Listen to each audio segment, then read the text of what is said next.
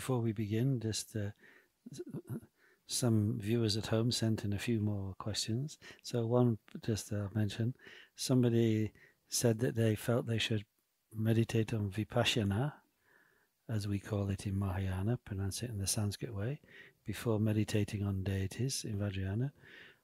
That's okay, that's fine. I mean, because actually, as I was trying to indicate yesterday, we need to have some basis in the common teachings of the Dharma before really seriously practicing Vajrayana.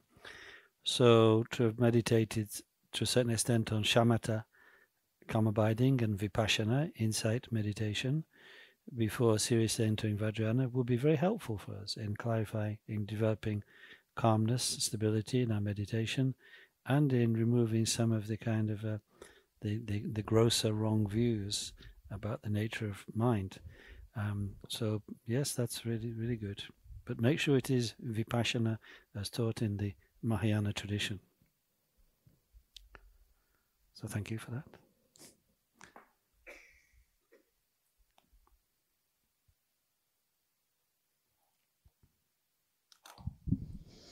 Avant de reprendre, de continuer l'enseignement, il y a une question qui est venue de l'audience en ligne et qui concernait en fait la pratique de la méditation de Vipassana et s'il ne fallait pas pratiquer Vipassana avant de s'engager dans la pratique d'une présence éveillée du Vajrayana. Alors, bien sûr, il est toujours bon de pratiquer à la fois shamatha ou shine ou vipassana ou laktong selon la tradition du Mahayana, parce que comme nous l'avons vu hier, nous avons toujours besoin des bases du Mahayana commun.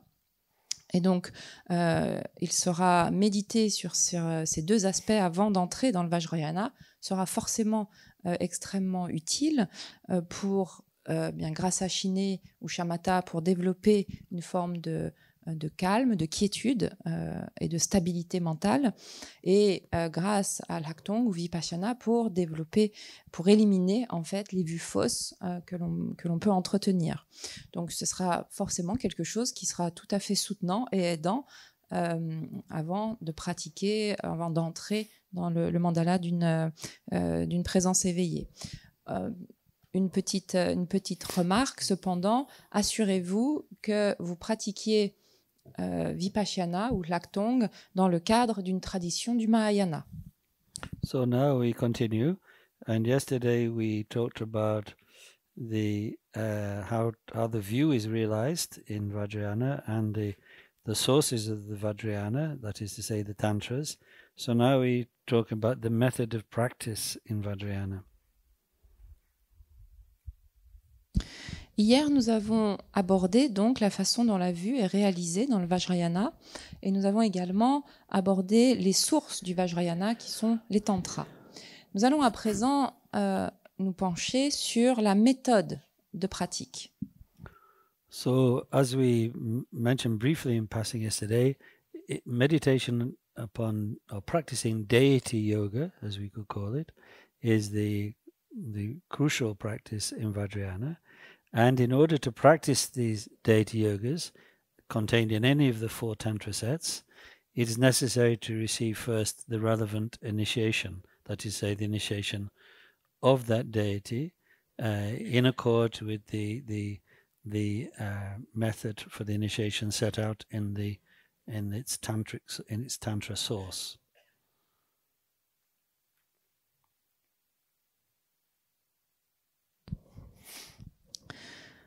Lorsque l'on parle de la méthode de pratique, il s'agit de la méditation associée donc à la présence éveillée. On peut appeler ça le yoga de la présence éveillée.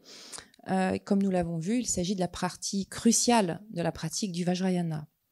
Afin de pouvoir pratiquer n'importe quelle pratique appartenant aux 4 classes de Tantra, le pratiquant a besoin de recevoir l'initiation qui concorde, donc de la présence éveillée en question, en fonction, en fait, cette initiation en fait s'inscrit dans le, on va dire, est en accord avec la classe de tantra à laquelle elle appartient.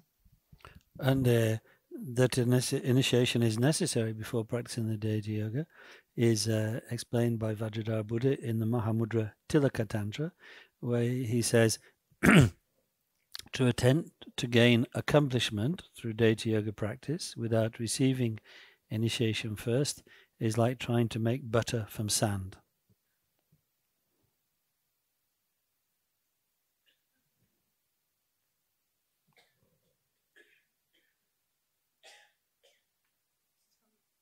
Mahamudra Tilaka, Chachantigli, Mahamudra Tilaka Tantra. Vajradhara said it. Et à ce propos, le fait de recevoir avant toute pratique du Vajrayana l'initiation correspondante, eh bien ceci est notamment énoncé par Vajradhara dans le Tantra de Mahamudra Tilaka, où il dit que afin d'actualiser les accomplissements sans recevoir au préalable l'initiation revient à essayer d'obtenir du beurre à partir du sable. One might ask, well, will there, if there are no benefits from practicing a sadhana, a deity yoga sadhana, without initiation, are there any dangers from doing so?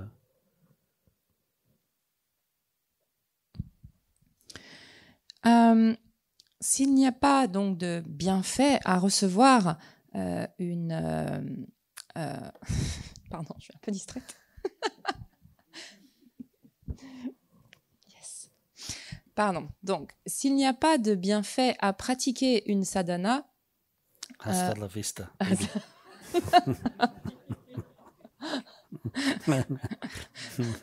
Hasta la sadhana. S'il n'y a pas de bienfait donc à pratiquer une sadhana sans avoir auparavant, au préalable, reçu l'initiation, est-ce que cela présente des dangers? Well, as Jason Dragpa Jelsen explains in the commentary on the 14 root downfalls, not only does one not gain accomplishment if one tries to practice Vajrayana without initiation, but there are many harms from doing so.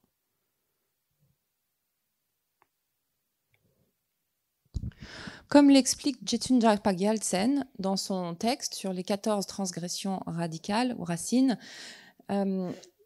non seulement aucun accomplissement, aucune actualisation ne peut être obtenue d'une pratique du Vajrayana sans au préalable avoir reçu l'initiation, mais ceci est également dangereux ou est également nuisible. So therefore, it is as Sakya Pandita on this necessity of initiation, Sakya Pandita says, if one has set out in Vajrayana and wishes to achieve Buddhahood quickly, one should exert oneself in ripening and liberating. Now, the factor that ripens us is initiation, and so one should seek out and take the 4 initiations, he means of Anatara Tantra, of course, from a master whose lineage of instruction is unbroken. Sakya Pandita l'énonce également en disant « Si l'on est entré dans le Vajrayana et que l'on souhaite actualiser rapidement l'éveil, il s'agit de s'employer au mûrissement et à la libération. Le facteur qui fait mûrir est l'initiation. Par conséquent, il s'agit de rechercher et de recevoir les 4 initiations d'un maître dont la lignée d'instruction est ininterrompue. » Ici, lorsque Sakya Pandita parle d'initiation, le facteur qui fait mûrir, il s'agit d'une initiation dans la classe de Tantra de l'Anuttara Yoga. But the point of needing initiation relates to all 4 Tantra sets. Mais évidemment, le point concernant l'initiation est relatif ou est associé à l'ensemble des 4 classes de Tantra.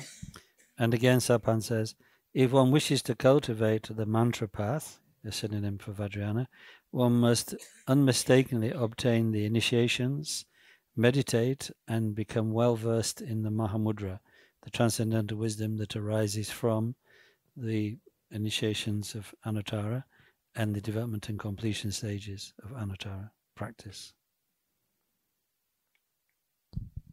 Sakya Pandita continue. Si l'on souhaite cultiver le chemin du mantra, le mantrayana, il faut infailliblement obtenir les initiations et méditer les 2 phases afin de devenir donc expert dans le Mahamudra, la sagesse transcendante qui s'élève d'eux. Donc ici, par initiation, on entend les 4 initiations de l'Anuttara Yoga Tantra et méditer les 2 phases, faisant référence aux phases donc d'établissement, le Kyerim, et des phases de complétion, le Dzogrim. So it's evident that we need to receive initiation. Il est donc évident que l'initiation est un prérequis pour la pratique du Vajrayana. But still the question might be, are there any exceptions to this? Une question peut s'élever. Y a-t-il des exceptions à cela? Well, actually, there are a couple of Kriya Tantras for which one does not need to receive initiation, actually. One of them is a Tantra called Trisamaya Damsik Sumsukopa, Sumsukopa, like the arrangement of the 3 Samayas. And another one is a Moga Pasha, the Donyu Drupa, I think. It's a form of Chenrezig. The initiations for them exist, but it's said that it's possible to do the practice simply with the lung. So these are kind of rare, but that tradition does exist.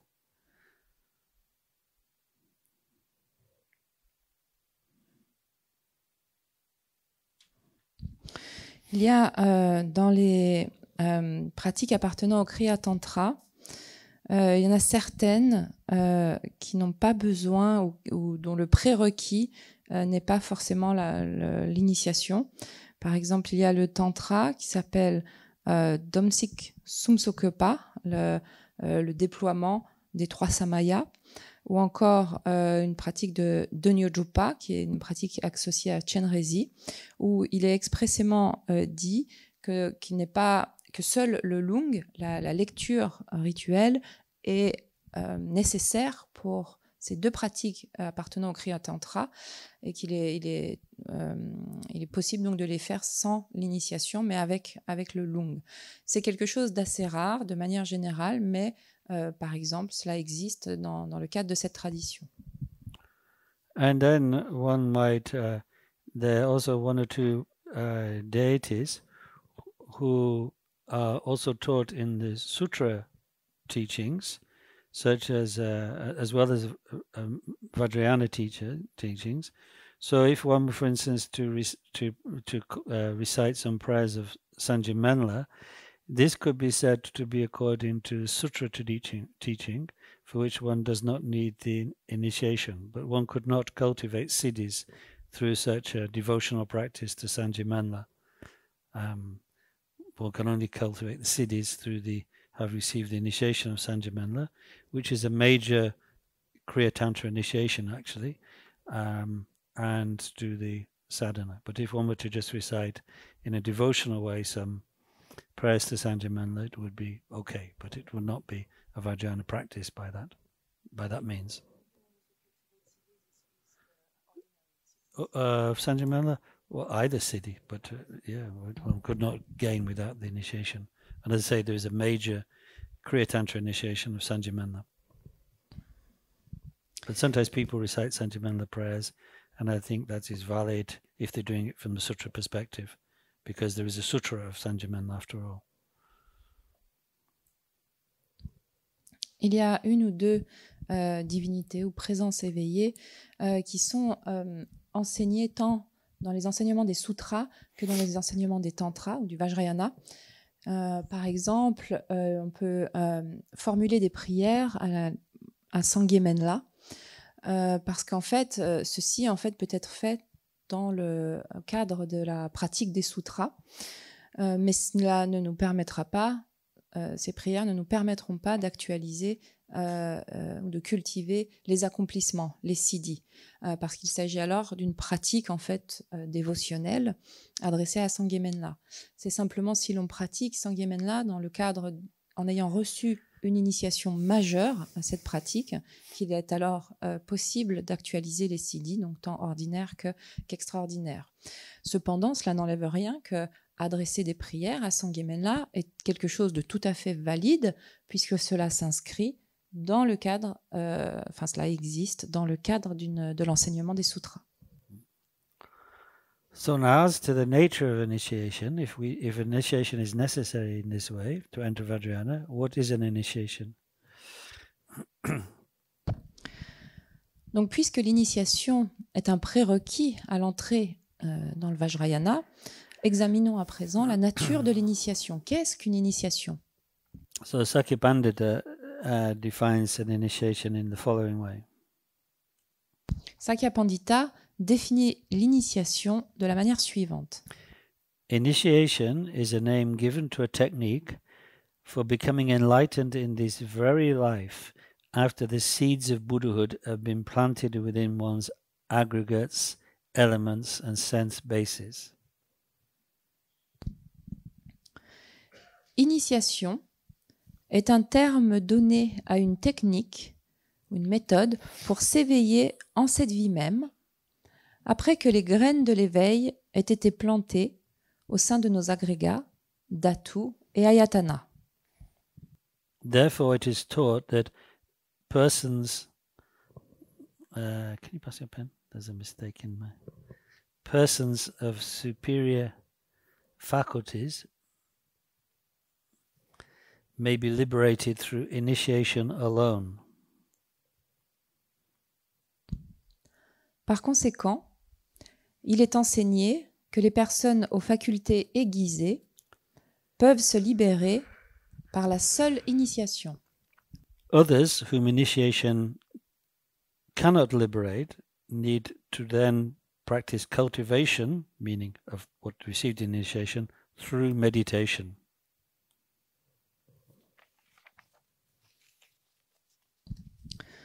Les autres, qui ne peuvent être libérés par l'initiation, par la seule initiation, ont besoin de se familiariser par la méditation, c'est-à-dire de se familiariser à ce qu'ils ont reçu dans l'initiation. Thus, meditation, in this context, is a name for the safeguarding and increase of what was obtained in initiation.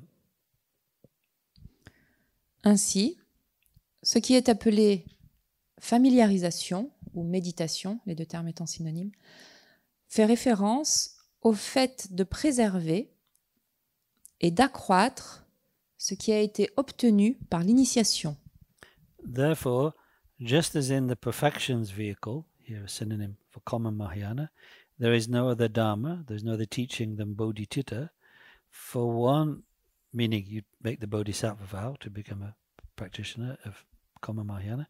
For one who enters Vajrayana, there is no Dharma but initiation. Tout comme dans le véhicule des paramitas, donc c'est un autre nom pour le Mahayana commun, donc tout comme dans le véhicule des paramitas, il n'existe d'autre dharma que celui de la bodhicitta. Donc ici, il n'existe d'autre dharma signifiant qu'il n'y a pas autre chose que les vœux de bodhisattva, donc permettant donc le vœu de la bodhicitta, pardon. Donc comme dans le véhicule des paramitas, il n'existe aucun autre dharma que celui de la bodhicitta. Pour quiconque entre dans le Vajrayana, il n'y a d'autre dharma que celui de l'initiation. So the last point is like this. You cannot be a monk or nun unless you received the valid ordination. You cannot be a practitioner of the Mahayana unless you've made the Bodhisattva vow. And you cannot be a practitioner of Vajrayana if you've not received initiation. Le dernier point ici explique la chose, en d'autres termes, explique la chose suivante. vous ne pouvez être un moine ou une moniale si vous n'avez pas reçu une ordination valide. Vous ne pouvez pas non plus être un pratiquant du Mahayana si vous n'avez pas reçu au préalable les vœux de Bodhisattva. De la même façon, on ne peut être un pratiquant du Vajrayana si l'on n'a pas reçu une initiation. And if one asks, is it possible that somebody could obtain enlightenment just through the initiation, as Sapan says? Donc, est-il vraiment possible d'obtenir l'éveil simplement en recevant une initiation, telle que Sakya Pandita le dit? Then one should understand the story of the great master Birwapa, or as sometimes written, Virupa. Eh bien, pour en avoir une réponse, il faut comprendre l'histoire de Virupa aussi, ou Birwapa, étant la même personne. So this great Indian master, he received initiation in the Hevadra Mandala from his guru, the goddess Naratmaya, and he received it on successive nights, and with each time he received the stream of initiation, he ascended through the bhumis, through the noble levels, finally achieving the level of a Mahasiddha. A Mahasiddha is like someone gone to the top of the bhumis, a full enlightened being. So this is just from initiation.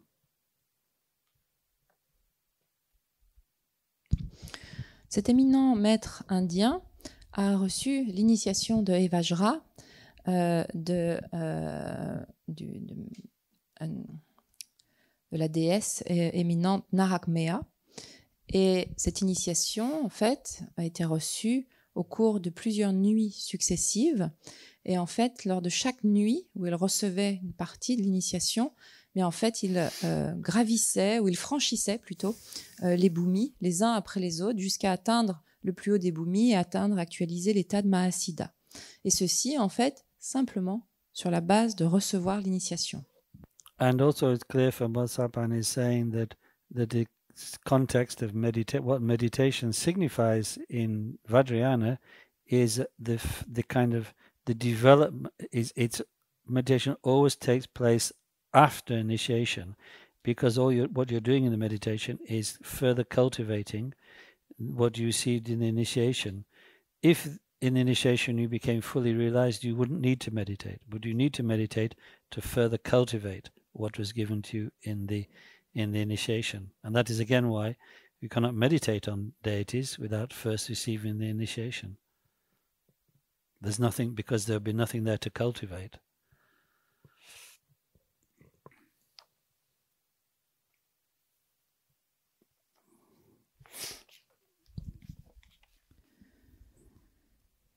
Sakya Pandita, dans cette citation, nous donne une définition de la méditation, de la familiarisation dans le contexte du Vajrayana. Et la méditation, la familiarisation dans ce contexte est un développement de ce qui a été en fait reçu. C'est-à-dire que la méditation prend toujours place après avoir reçu l'initiation. Parce qu'il s'agit en fait de cultiver davantage, en fait, d'approfondir ce qui a été reçu, de se familiariser avec ce qui a été reçu. Et si l'on n'est pas éveillé par l'initiation, eh bien à ce moment-là, nous avons besoin, en fait, de nous familiariser avec ce qui a été reçu. C'est la raison pour laquelle également, nous voyons que nous ne pouvons pas méditer sur une présence éveillée sans avoir au préalable reçu son initiation, puisque la méditation ou la familiarisation consiste à cultiver ce qui a été reçu. Donc si ce n'a pas été reçu, il n'y a rien à cultiver. Now we need to clarify the terminology used in connection with initiations. Il nous faut à présent clarifier la terminologie utilisée dans le contexte de l'initiation. Despite the term initiation, or sometimes empowerment, in these two English terms, being employed in a loose sense nowadays, one should actually distinguish between what are actually permission initiations in Tibetan, Jainang, and major initiations, which in Tibetan are called Wangko, or in Sanskrit, Abhisheka. Both of these types of initiation, to use that term, are found in all 4 classes of Tantras.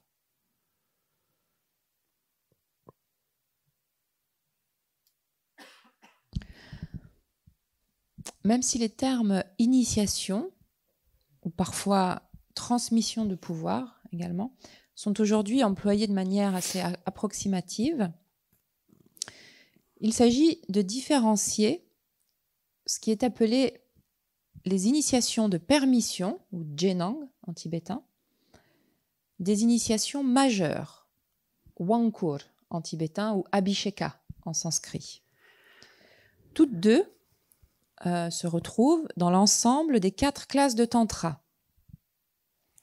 So to describe these, firstly, the permission initiation, or Jainang. In a permission initiation, the Lama, the Vajramaster, blesses the body, speech, and mind of those present at the initiation by connecting their body so that the disciples present can then afterwards cultivate identification with these 3 aspects, body, speech, and mind, of the Buddha deity that's being given to them in the initiation. So you're authorized to meditate on the body of the deity, the speech of the deity or mantra, and the mind of the deity. So you're given permission or authorization to do this, since a connection was established in the initiation between your body, speech, and mind and the body, speech, and mind of the particular deity of that initiation. However, in a Jainang and permission initiation, there's no formal entry into the mandala, as it's called.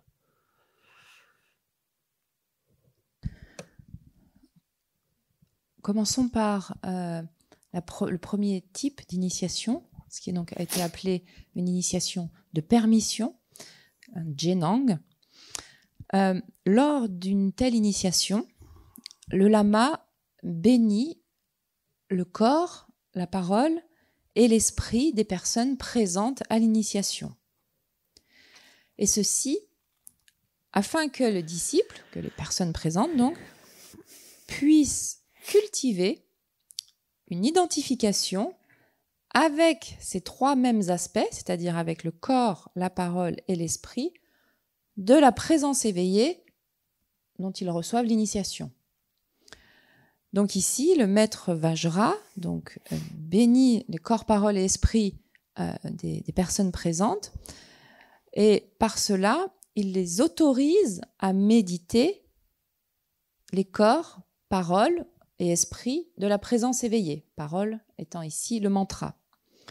Donc une permission ou une autorisation est par ce fait même donnée, puisqu'il y a une connexion ou un lien qui est établi entre le pratiquant, les corps, la parole et l'esprit du pratiquant, et le corps, la parole et l'esprit de la présence éveillée. Et donc, puisque ce lien ou cette connexion est établi, le disciple est alors autorisé ou permis, est autorisé à pratiquer la pratique de la présence éveillée en question. I want to add a little. One sentence. Okay. En revanche, lors de ces initiations de permission, lors de Jenang, il n'y a pas d'introduction ou d'entrée formelle à un mandala. So I now want to add a little extra point, which is that so in the Jainang as described, there are 3 main blessings, body, speech, and mind. But and so in the earlier collections of such permission initiations, like the Barijatsa, which we mentioned several times, or the Nartang Jatsa, the 100 initiations of Nartang, the Kadam monastery, Nartang Jatsa. Yeah, so-called 100 initiations, actually only 36, but that's the way it goes. But in a later collection, that is the collection of Ninth Karmapa, Chikshi Kundral, actually the permission initiations there have 5 elements. Yeah, body, speech, mind, qualities, and activities. So actually, one time I discussed this with Khenpo Chodrak, who of course is our most learned master in Karmakaju nowadays, and so I pointed out to Khenpo that some of these Jainangs in the Chikshikundral are taken from earlier collections, where there's only the Jainas only have body, speech, and mind. And Kambala said, well, actually that's because Ninth Karmapa was very compassionate and realized that many people, particularly in Kam, liked lots of activities in their initiations. So he Kam Wanchuk Doji. So he added the qualities and activities permissions to these initiations. So just in case they like to be loaded up with lots of things to do in the initiations. Thought it was too short otherwise. And I think Khenpo Chodak's explanation is just perfect, just exactly right, of course.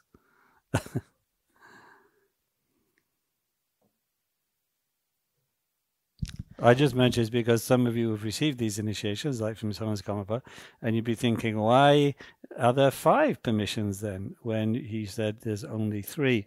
And that is the explanation.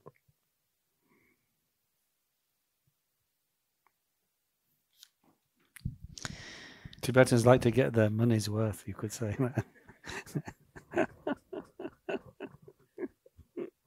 I'm just teasing, but not totally.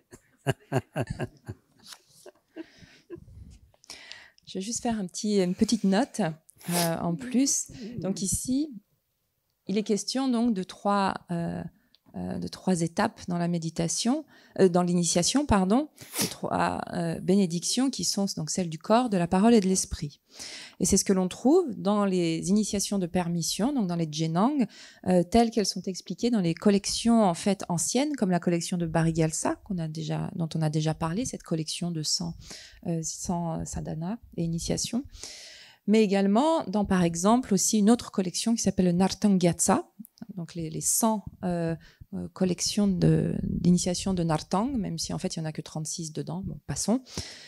Mais ensuite, dans des collections plus tardives, des collections postérieures, par exemple, telles que celle du 9e Karmapa, Wangchuk Dorje, il est alors question, en fait, pour ces Jenang, de 5 permissions ou 5 autorisations. C'est-à-dire qu'on retrouve bien le corps, la parole et l'esprit, mais à cela s'ajoutent également les qualités et l'activité. J'ai donc un jour posé la question à Khenpo Chodrak Rinpoche, qui est donc l'un des plus grands érudits de notre lignée Karma Kagyu, et je lui ai demandé comment est-ce que ça se fait que dans les collections postérieures, par exemple celle du 9e Karmapa, qui s'appelle le Chikche Kundral, eh bien on retrouve plutôt 5 étapes ou 5 permissions plutôt que 3. Et donc Khenpo a répondu la chose suivante. Il a dit, eh bien, c'est parce qu'en fait, c'est par la grande compassion du 9e Karmapa, c'est grâce à la grande compassion du 9e Karmapa qu'ont été ajoutés les aspects de qualité et d'activité, parce qu'en fait, il savait que les gens aimaient être surchargés de choses à faire ou avoir davantage de choses. Et donc, c'est pour ça qu'il a ajouté ces deux aspects. Donc, ce qui fait un total en fait de 5 étapes à l'initiation, de 5 initiations différentes à la place de 3. Donc, j'ai trouvé que l'explication de Khenpo était tout à fait valable et valide, puisqu'on sait bien que les Tibétains aiment en avoir pour leur argent. Bon, je plaisante, évidemment. Mais peut-être pas. And so by contrast, so now major initiations in all 4 Tantra sets are bestowed within a mandala. That is to say that you are led, the disciple is led into a mandala, which is of course the sacred environment of the deity.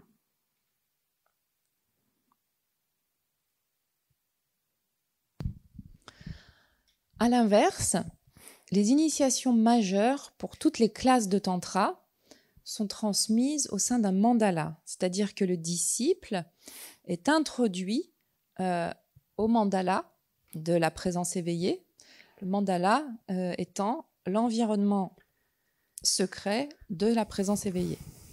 So in the Kriya Tantra, the disciple is led into a mandala, the palace of the particular Buddha deity of the initiation, and there in the mandala, the true initiations are bestowed, which are called the water and crown initiations. Ainsi, dans le Kriya Tantra, le pratiquant est introduit donc à un mandala, c'est-à-dire le palais de la présence éveillée, dans lequel sont conférées deux initiations, l'initiation de l'eau et l'initiation de la couronne. I should also make clear that in these major initiations, some all four Tantra sets, they usually take place over 2 days. On the first day, there is preliminary teachings given and preliminary practices to be done. And it is on the second day, the major day, that one is led into the mandala. Anyway, so that is the first Tantra set, the Kriya Tantra, where just the water and crown initiations are bestowed. Donc il est important de savoir que lorsque l'on parle d'une initiation majeure, une initiation majeure prend toujours place sur 2 jours, au moins 2 jours. Le premier jour étant consacré aux enseignements et aux pratiques préliminaires à l'initiation, et le deuxième jour étant le moment où le disciple, le pratiquant, est introduit au mandala. Et donc dans le cadre du Kriya Tantra, sont conférées, donc lors de la phase de l'initiation, les initiations donc de l'eau et de la couronne. Then in a major initiation of the Charya set, the disciple is led into the mandala. Then 5 initiations are given. The initiations of water, crown, vajra, bell, and name. So the first 2 of the Kriya plus 3 more. Vajra, bell, and name initiations. À présent, dans les initiations majeures, donc dans les Wang, de la classe du Charya Tantra, sont transmises 5 initiations. Il y a les 2 mêmes initiations que de la classe du Kriya Tantra, c'est-à-dire les initiations de l'eau et de la couronne, auxquelles s'ajoutent 3 autres initiations, qui sont celles du Vajra, de la cloche et du nom. And then in the Yoga Tantra initiations, those 5 initiations from the Charya are given, plus the disciple and Vajra master initiation.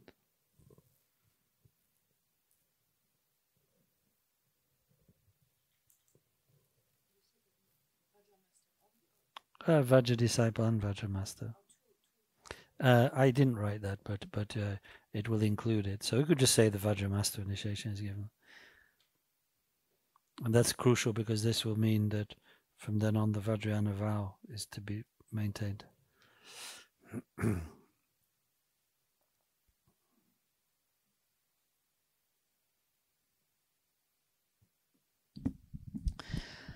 Ensuite, dans les Yoga Tantra, en plus des 5 cités donc dans le Charya Tantra, l'initiation du maître Vajra, du disciple Vajra, est conférée. Et c'est un point notamment crucial parce que c'est à partir du moment où il y a cette initiation du maître Vajra qu'il s'agit de préserver les engagements du Vajrayana.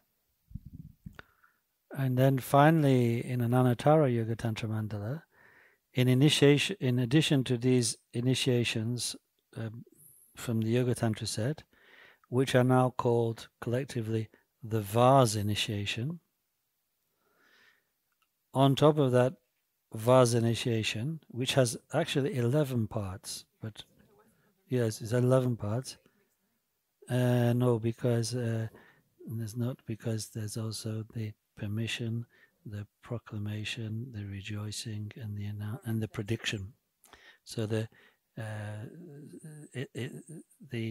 Vajra 5 plus Vajra disciple, Vajra master, and then these 4 small ones, like the permission to do self-blessing, the encouragement, the announcement, and the prediction of when you achieve Buddhahood.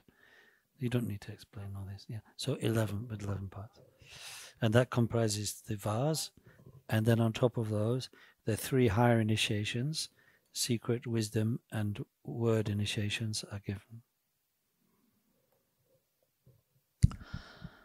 Enfin, dans les Anuttara Yoga Tantra, en plus des initiations de la classe du Yoga Tantra, donc de la classe précédente, 3 initiations sont transmises. L'initiation secrète de sagesse et la 4e initiation, l'initiation du mot. Ici, lorsque, en fait, dans le cadre de l'Anuttara, de l'initiation de l'Anuttara, en fait, toutes les initiations précédentes, donc de tous les accumulés, de tous les autres classes de Tantra, en fait, sont réunies dans et sont appelées l'initiation du vase. Donc, toutes ces étapes constituent l'initiation du vase. Et ensuite, sur cette base-là, on ajoute les trois initiations plus élevées qui sont transmises, étant l'initiation secrète de sagesse et du mot, ou la 4e initiation.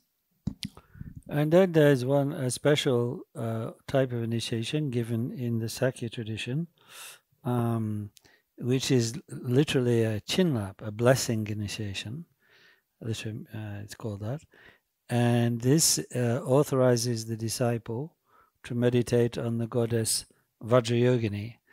And it is said this initiation, which is a one-day initiation, may only be given to those who've already entered a mandala of a major Anuttara Tantra motherline deity, such as Chakrasamvara, or, if necessary, Hevajra. So this is a very special type of initiation found only in the Sakya tradition for this very important deity. Donc, par ailleurs, dans la tradition Sakya, il y a une initiation spécifique qui peut également être transmise, qui s'appelle une initiation de bénédiction, Chinlap en tibétain. Et cette initiation spécifique qui est donnée au cours d'une journée, en un jour, pas en 2 jours, elle autorise les disciples à méditer sur Vajrayogini. Mais elle ne peut être conférée à quelqu'un, à un pratiquant, que si ce pratiquant a déjà reçu au préalable une initiation majeure d'un tantra appartenant à la lignée des tantras mères de l'Anuttara Yoga. Par exemple, il s'agit de quelqu'un qui aurait déjà reçu au préalable l'initiation de Chakrasamvara, par exemple, ou des Vajra. Et donc, en recevant simplement cette initiation de bénédiction, il serait autorisé à pratiquer Vajrayogini. That is because although that initiation is very powerful, it does not ripen your 5 aggregates, etc. For that, you need to have received, entered a mandala and received the major initiation in full, such as that of Chakrasamvara.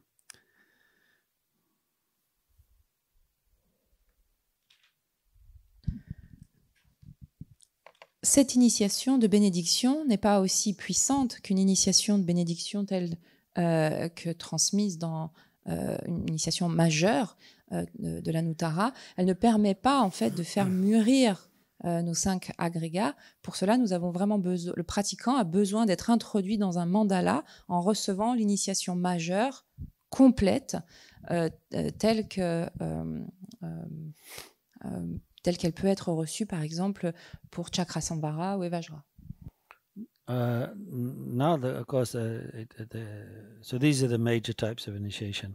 But of course, somebody might ask the question, well, what about that type of initiation called a Toma Wong? initiation by a torma. You've not mentioned that.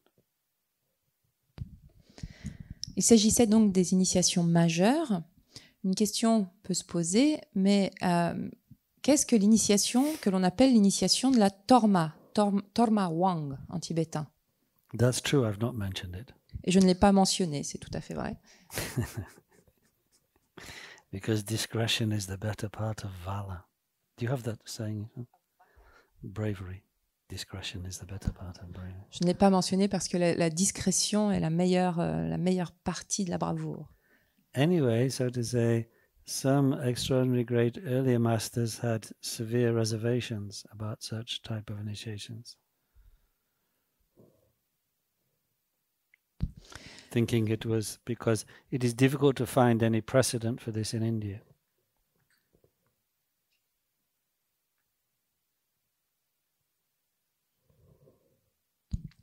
Je n'ai pas mentionné parce qu'il y a de nombreux maîtres qui ont de grandes réservations quant à ce type d'initiation appelée Torma Wang, l'initiation de la Torma, parce qu'il est très difficile de trouver un précédent dans l'histoire, dans la tradition indienne.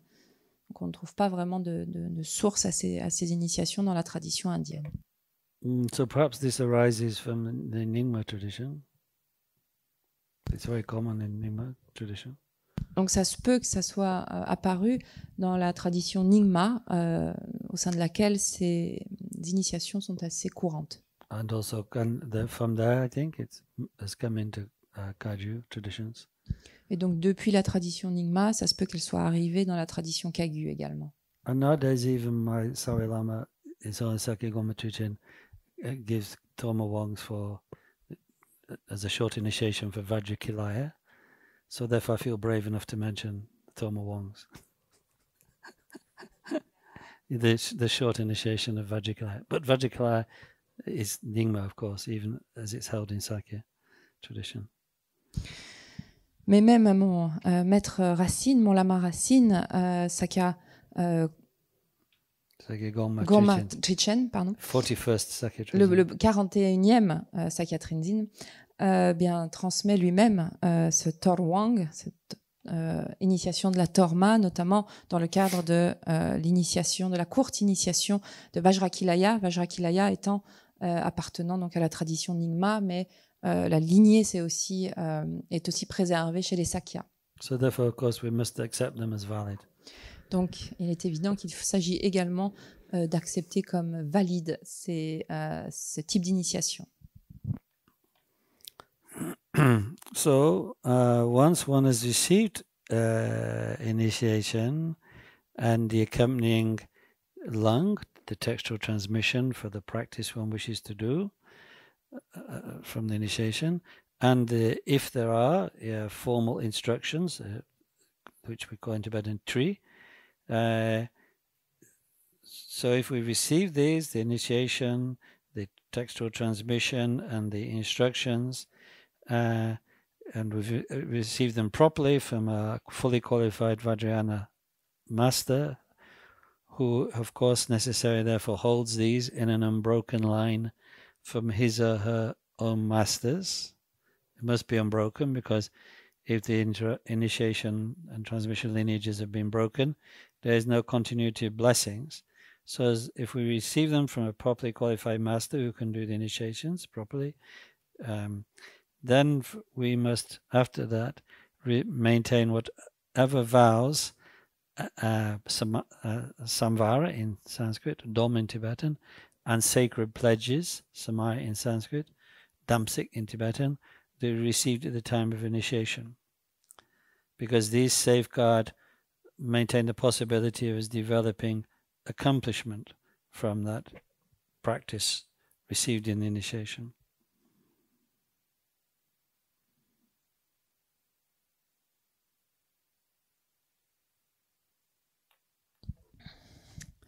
Donc, une fois reçue l'initiation, il s'agit également de recevoir ce qu'on appelle la transmission textuelle, c'est-à-dire la lecture rituelle, le lung, ainsi que les instructions formelles de pratique que l'on appelle le tri, en tibétain.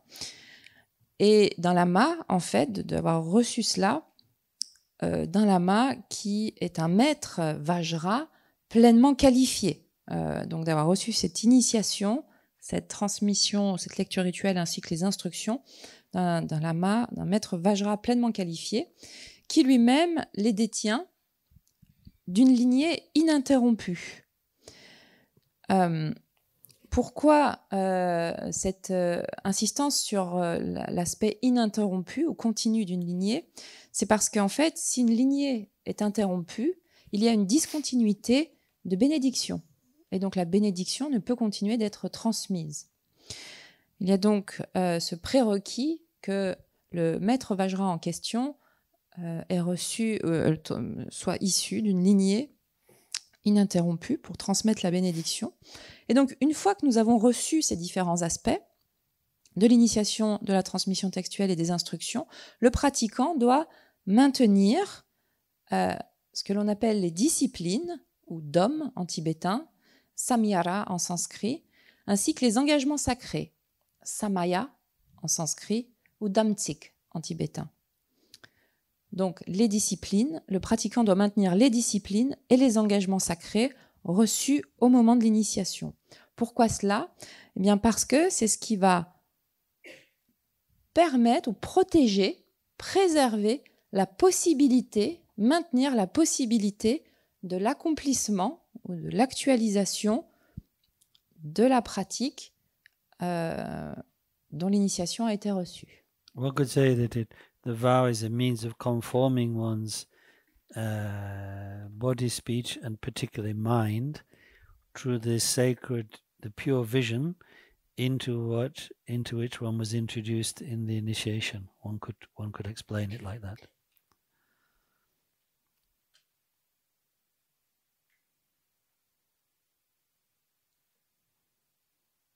So this for dom, right? Yeah. Well, both, yeah. Ce que l'on appelle les disciplines et les engagements sacrés est le fait de conformer son corps, sa parole, mais tout particulièrement son esprit, à la vision pure dans laquelle le pratiquant a été introduit par l'initiation. So, as to what those are, in the two lower tantra sets, so if you receive a major initiation in the two lower tantra sets, the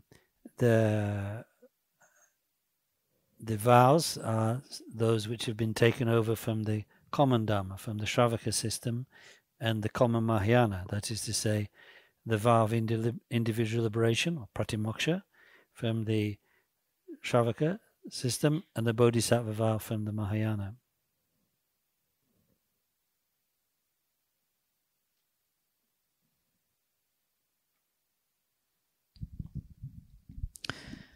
Dans les deux classes de tantra inférieures,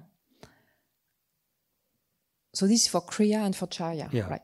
Donc pour les tantras appartenant, donc les Kriya Tantra et pour les Charya Tantra, les disciplines sont celles qui sont prises dans le cadre du Shravakayana et du Mahayana commun.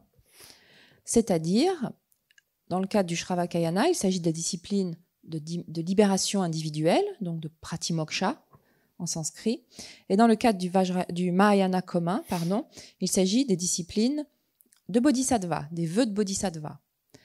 Donc, dans le cadre des deux classes de tantra inférieures, lorsque l'on parle des disciplines à maintenir, il s'agit de ces deux types de disciplines communes. However, if one receives a major initiation in a mandala of the two higher tantra sets, in addition to these common vows that we've just mentioned from the common systems, one observes from then on the specific vow of Vajrayana, and that is embodied in the commitment to avoid 14 root downfalls. Commission of each would destroy the possibility of gaining accomplishment. That's why they're called root downfalls. So we observe this vow, and so preserve the pure vision to which one is introduced at the time of initiation.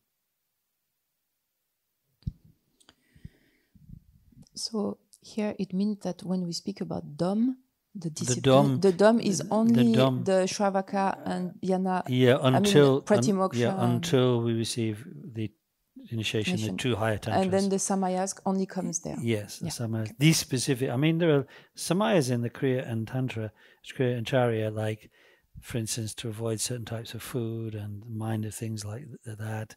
And there are samayas in the Kriya and Charya, but they're not so serious, and they don't add up to a new samvarad. You only get the Vidyadhara or Vajrayana vow in the two higher tantra sets, and that's only, and consequently, that's from then on you have to avoid the 14 root downfalls. There's no discussion of 14 root downfalls in the lower tantra sets. Cependant, en recevant une initiation majeure dans un mandala du Yoga Tantra et de l'Anuttara Yoga Tantra, en plus de ces disciplines communes, donc celles dont nous venons de parler, c'est-à-dire discipline de libération individuelle et discipline de Bodhisattva, il s'agit d'observer la discipline spécifique du Vajrayana qui est constituée de l'engagement à éviter les 14 transgressions radicales. Pourquoi cela ? Parce que cela vient détruire, à ce moment-là, si une de ces 14 transgressions est commise, cela vient détruire la possibilité d'actualiser les accomplissements. C'est pour ça qu'on les appelle des transgressions radicales. Donc, et ici, cela permet, en fait, ces disciplines et ces engagements permettent de préserver la vision pure à laquelle le pratiquant est introduit par l'initiation ou au moment de l'initiation. Donc, je demandais s'il fallait comprendre les deux termes de discipline et d'engagement sacré comme étant, pour discipline, donc samyara ou dom en tibétain, comme faisant uniquement référence aux disciplines communes, donc des vœux de libération individuelle et du Mahayana, et de comprendre les engagements sacrés, donc les samaya ou damsik, comme faisant uniquement référence à ces disciplines appartenant aux deux tantras supérieurs, aux deux classes de tantras supérieurs. Et donc, Lama Jampa explique qu'il y a également des samayas dans le cadre des Kriya Tantra et des Charya Tantra, mais ils ne sont pas aussi, on va dire, sérieux ou graves plutôt, que les 14 transgressions radicales dont il est question ici. Parce que c'est seulement dans les deux classes de tantra supérieures qu'il va y avoir que ces 14 transgressions radicales doivent être évitées et sont énoncées. Elles n'existent pas dans les deux autres tantras inférieurs. There are a couple of things one might ask concerning this. Firstly, one might ask, well, what about permission? And this is just describing taking vows consequently on major initiations. What about if one receives simply permission initiation? Alors, ceci est mentionné dans le cadre donc d'une initiation majeure.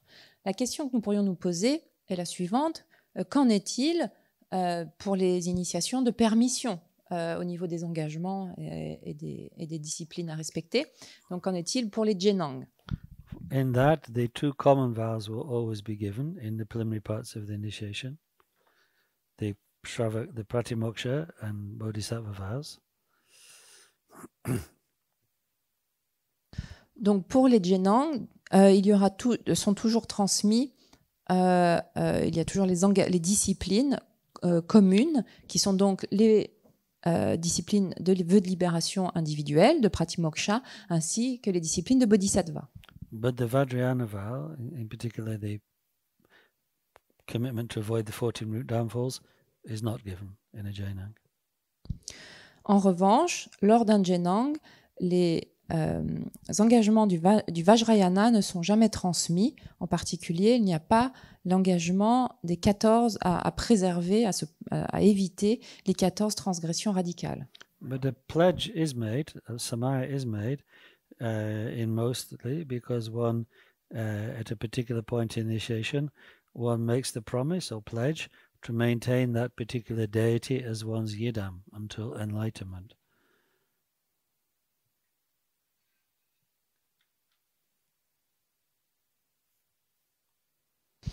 En revanche, il y a bien un samaya, une promesse qui est faite lors d'un djenang, lors d'une initiation de permission, parce qu'à un moment donné de cette initiation de permission, le pratiquant promet de maintenir la pratique de cette présence éveillée comme étant donc son propre idam, et ceci jusqu'à l'éveil. So anyway, if one asks when are the vows given in an initiation, such as a major tantra initiation, the answer is in the preliminary part.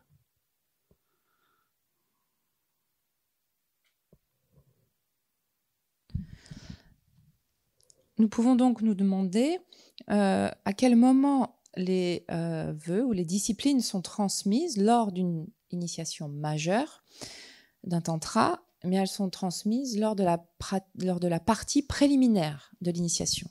And you recite them after the master, after the Vajra master.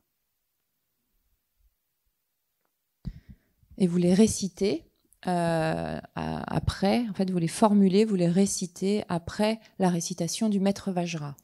And then at the end of the initiation, there's a section where you confirm that you maintain whatever vows and pledges you made in that initiation. And again, you recite that, as we call it, Damsik Kelen, acceptance of the pledges. You recite it after the Vajra master.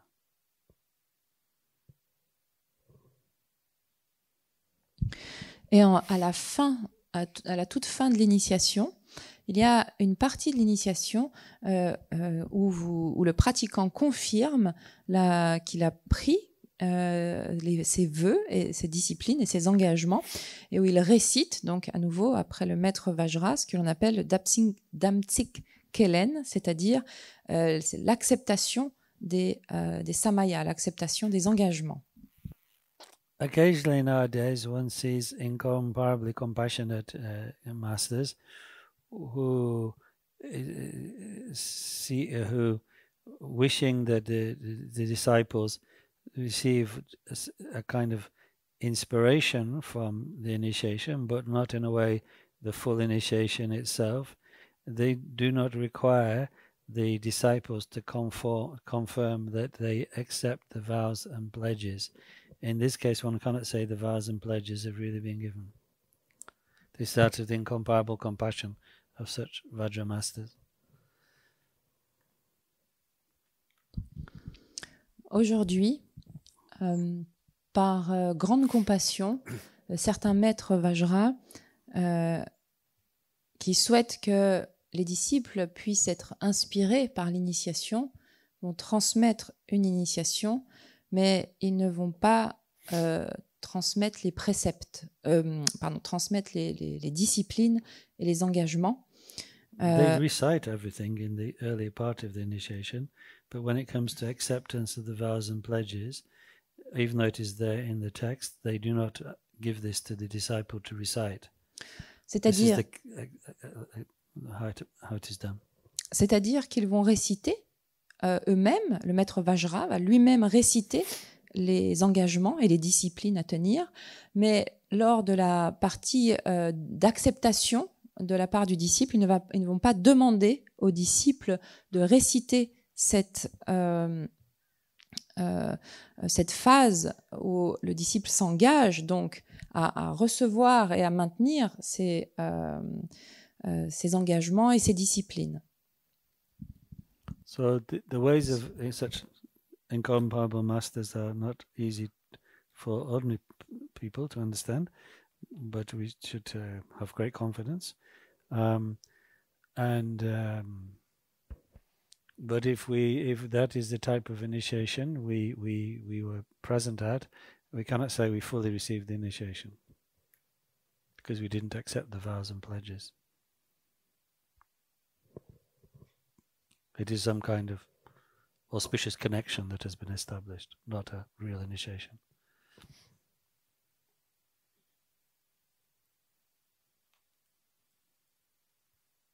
So we could not effectively do the practice from such an initiation. Because no vows and pledges, then no guarding will take place.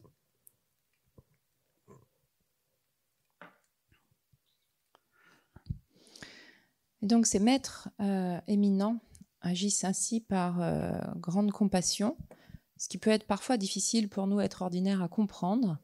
Il s'agit néanmoins d'avoir confiance en leurs moyens. Et donc si ce type d'initiation est donné, où à la fin les vœux, les disciplines et les engagements ne sont pas acceptés par les disciples et approuvés, reçus par le disciple, alors l'initiation n'est pas pleinement reçue. Il s'agit néanmoins d'une connexion de bon augure, d'un lien bénéfique ou positif, mais alors il n'y a pas eu l'initiation dans son entièreté n'aura pas été transmise, et donc on ne peut pas effectuer la pratique de manière efficiente sur la base de cette initiation, puisque ni les disciplines ni les engagements ne sont tenus, ne sont respectés. So we're making some progress, but we'll finish here for lunch and then meet again at 3. Sunnam de tamche sikpa ne tobe ne pedana. Chigana chi balla drupa ye se peso le droa jo.